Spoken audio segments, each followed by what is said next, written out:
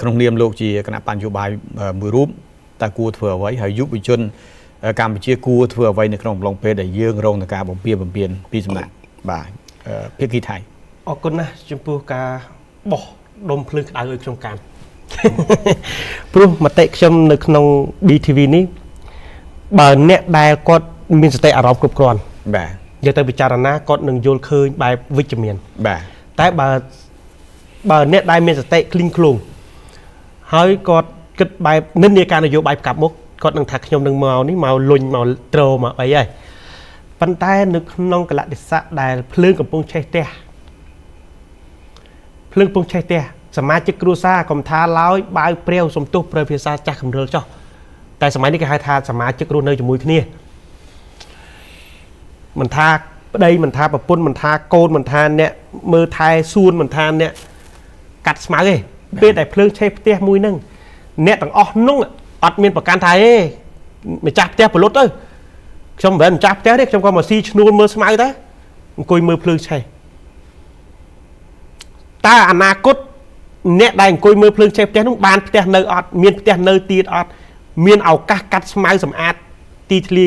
ផ្ទះនឹងទៀតអត់បាទច្បាស់ហើយថាអត់បានទេព្រោះភ្លើងវាតបាក់អស់ហើយអញ្ចឹងគណៈដែលភ្លើងកំពុងឆេះផ្ទះអ្នកដែលមានផលប្រយោជន៍នៅក្នុងផ្ទះនឹងទាំងអស់អត់បែងចែកគុណនទីវណ្ណៈឋានៈឬក៏ជាម្ចាស់ជាអីទេត្រូវមួយដៃមួយជើងមួយនេះអ្នកណាយកទឹកបានយកទឹកអ្នកណាយកភួយចលក់ទឹកទៅជួយពលុតភ្លើងនឹងឲ្យវាឈប់ឆេះបាទពលុតឲ្យអស់លទ្ធភាពប្រឹងឲ្យអស់លទ្ធភាពទៅសល់ប្រមាណយើងរួមគ្នាជួសជុលដើម្បីនៅជាមួយគ្នាតទៅមុខទៀតអានេះគាត់ថាជាន័យធៀបមួយឲ្យបងប្អូនស្ដាប់ថាកលៈទេសៈនេះកុំថាឡើយបកយុវជនសំបីតែអ្នករើអេតចាយអ្នកសុំទានក៏ត្រូវតែគិតដល់ប្រយោជន៍ជាតិដែរមិនបាច់និយាយដល់បញ្ញវន្តឬក៏មិនបាច់និយាយដល់អ្នកនយោបាយទេបើសិនជាអស់លោកមិនគិតដល់ប្រយោជន៍ជាតិទេវាអត់ស្មើនឹងបងប្អូនដែលគាត់កំពុងតែដើររើអេតចាយហើយនឹងខ្លះទៀតដើរសុំទានគេយកថវិកាទៅជួយបងប្អូនជនភៀសសឹកខ្ញុំឃើញរូបភាពហ្នឹង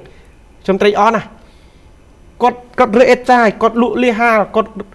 ត់ជាអាណាថាទេប៉ុន្តែគាត់មានទឹកចិត្តស្រឡាញ់ជាតិ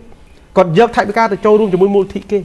បើអ្នកនយោបាយក្តីបញ្ញវន្តនៅក្រៅស្រុកក្តីមិនគិតដល់ជាតិនៅចំណុចនេះទេអស់លោកអត់មានតម្លៃស្មើនឹងពួកគាត់ទេដូចខ្ញុំប្រៀបធៀបថាអញ្ចេះភ្លើងកំពុងឆេះកុំប្រចាំគ្នារឿងពលុតអត់អីនៅទាំងអស់គ្នាឡើយប្រឹងពលុតឲ្យអស់លទ្ធភាពនៅសល់ប្រហែលយើងជួសជុលនៅបន្តទៀតបាទប្រទេសយើងក៏រងថ្ងៃកំពុងតែគេដុតអញ្ចឹងបើយើងជាខ្មែរឲ្យតែខ្មែរប្រើភាសាថាខ្មែរឈាមខ្មែរមិនថានៅលើទឹកដីខ្មែរអធិបតេយ្យខ្មែរទៅផ្ញើខ្លួននៅប្រទេសណាក៏ដោយឬក៏ងាប់ទៅជាខ្មោចក៏ដោយត្រូវត្រឡប់មកជួយខ្មែរវិញដូចអុកញ៉ាឃ្លាំងមឿងលោកសុកចិត្តបូជាជីវិតដើម្បីទៅកែងតបខ្មោចមកការពារទឹកដីខ្មែរវាមានពីរឈុតមួយគាត់ច្បាំងគ្នាខ្មែរទេប៉ុន្តែវាមានអ្នកញាក់នៅពីក្រោយឈុតមួយទៀតគាត់ច្បាំងគ្នាជាមួយចោលតបសៀមនិយាយទៅកុំឲ្យអ្នកប្រវត្តិសាស្ត្រថាខ្ញុំចេះតែនិយាយវាមានពីរឈុតអញ្ចឹងប៉ុន្តែយើងមើលឧត្តមគតិរបស់គាត់ថាតបគាត់មើលឃើញគឺអស់លទ្ធភាពទប់ទល់ជាមួយសត្រូវហើយគេមកដុតផ្ទះប្រជាពលរដ្ឋដូចថៃមកដុតផ្ទះយើងអញ្ចឹងដូចបច្ចុប្បន្នអញ្ចឹងមែនទេអញ្ចឹងគាត់ហ៊ានស្លាប់ដើម្បីការពារជាតិចោះអស់លោកមួយចំនួននៅក្រៅស្រុកសូមទោសមិនមែនឌៀមតាមអ្នកក្រៅស្រុកទេប៉ុន្តែសូមឲ្យយើងចូលរួមគិតទាំងអស់គ្នាថាត្បិតអស់លោកមិនបាននៅផ្ទះនឹងមែនតែអស់លោកស្ពាយជាតិនឹងទៅជាមួយព្រោះអស់លោកជាជាតិខ្មែរបាទអញ្ចឹងកាលណាតែខ្មែរបាត់បង់នៅការគ្រប់គ្រងបាត់បង់អធិបតេយ្យភាពអ្នកក៏ខ្លាយទៅជាជនខ្ចាត់ព្រាត់ដោយមិនអាចប្រកែកបានដែរឥឡូវនេះអ្នកក៏នឹងខ្លាយឈ្មោះថាជនបែកពីប្រទេសកំណើតទេតែបើសិនប្រទេសកំណើតរបស់អ្នកត្រូវបានគេឈ្លានពានដោយជោគជ័យអ្នកនឹងខ្លាយខ្លួនជាជនខ្ចាត់ព្រាត់ដូច្នេះសូមឲ្យគិតទាំងអស់គ្នាឡើងវិញមិនមែនតែខ្ញុំពេចស្រស់ទេទាំងអស់គ្នាឲ្យតែខ្មែរអត់ប្រកាន់និន្នាការនយោបាយអត់ប្រកាន់ពណ៌សម្បុរអត់ប្រកាន់ឋានៈទូនាទីអីទាំងអស់ត្រូវតម្កល់ប្រយោជន៍ជាតិខ្មែរហើយត្រូវសាមគ្គីគ្នាជាធ្លុងមួយជុំជ្រែងរកដំណោះស្រាយជួយយើងជួយរដ្ឋាភិបាលយើងមិនមែនជួយបកប្រជាជនទេត្រូវឆាំកន្លែងហ្នឹងយើងចូលរួមដោះស្រាយចូលរួមគិត chỉ muốn rót tham việc bán mình miênในไทยយើងចូលរួមជួយបកប្រជាជនទេផ្ទុយទៅវិញវាជាការឆ្លុះបញ្ចាំងអំពីជាតិសាសន៍មួយស្រឡាញ់គ្នានៅពេលដែលមានគ្រោះអាសន្ននេះកុំប៉ះជាតិខ្មែរណាពួកវាដូចសម្ោចអញ្ចឹងខ្ញុំសូមនិយាយភាសាអញ្ចឹងចុះសារមនុស្សចាស់ចំនួនដើមណាបាទដើមបាទ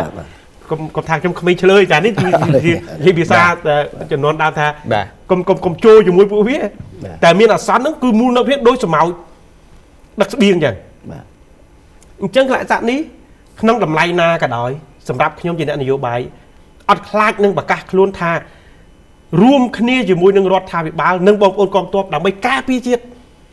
នៅណាមិនប្រកាសក៏ហើយទៅរឿងរបស់អ្នកឯងតែខ្ញុំតម្កល់ជាតិលើក្បាលខ្ញុំតម្កល់ព្រះមហាក្សត្រលើក្បាលខ្ញុំបើបាត់ជាតិខ្ញុំទៅខ្ញុំក៏មិនអាចធ្វើនយោបាយបានដែរខ្ញុំមិនដឹងទៅធ្វើតំណាងឲ្យពីណាបាទឬក៏ខ្ញុំទៅខ្ចាត់ប្រត់ទៅសុកក្រៅធ្វើតំណាងឲ្យរដ្ឋតិចសាសរដ្ឋនេះរដ្ឋនោះតែមិនមែនជារដ្ឋរបស់ខ្ញុំផងណាអញ្ចឹងខ្ញុំស៊ូឲ្យបងប្អូនមួយចំនួនមើលខ្ញុំច្រឡំថាខ្ញុំមកលុញតែខ្ញុំមិនបណ្ដោយឲ្យចៅសៀមមកក្របដណ្ដប់អធិបតេយ្យភាពកម្ពុជាបានទេតាមរយៈទី1មិនបង្កហេតុឲ្យរដ្ឋាភិបាលឈឺក្បាលនេះសកម្មភាពរបស់ខ្ញុំមិនចាប់កំហុសមិនជន់ជើងមិនជន់កែងរដ្ឋាភិបាលព្រោះជាកលៈស័កកំពុងតែផុយស្រួយមួយទៀតចូលរួមគ្រប់រូបភាពជាមួយរដ្ឋាភិបាលនិងបងប្អូនកងទ័ពពេលឯរដ្ឋាភិបាលត្រូវការមានន័យថាបើរដ្ឋាភិបាលត្រូវការកម្លាំងចូលច្បាំងខ្ញុំជាប្រមុខបកមួយនឹងប្រកាសឲ្យ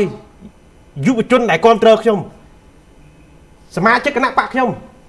ស្ម័គ្រចិត្តចូលរួមដើម្បីទប់ស្កាត់កុំឲ្យចោលឈ្លានពានបាទបើដល់ដំណាក់កាលនោះអត់មានគេប្រកាសឲ្យទៅការពារទឹកដីឯងមករត់បហាយកប្រទេសមួយដូចព្រឹទ្ធាចារ្យនយោបាយនៅក្រៅប្រទេសចូលរួមចាក់សាំងឲ្យទៅថៃដើម្បីមកដុតផ្ទះយើងទេខ្ញុំស្អប់ណាស់អ្នកនយោបាយបែបនោះសុំទោសនិយាយឲ្យត្រង់ហ្មងបណ្ឌិតមិនគួរនិយាយភាសាស្អប់ទេប៉ុន្តែខ្ញុំប្រើភាសាមួយឆន្ទៈមួយថាអាប្រទេសកំពុងតែគេដុតហើយទៅចូលរួមដៃជាមួយអាអ្នកដុតប្រទេសខ្លួនឯងទៀតអានឹងគេហៅថាអកតញ្ញូជាមួយនឹងដូនតា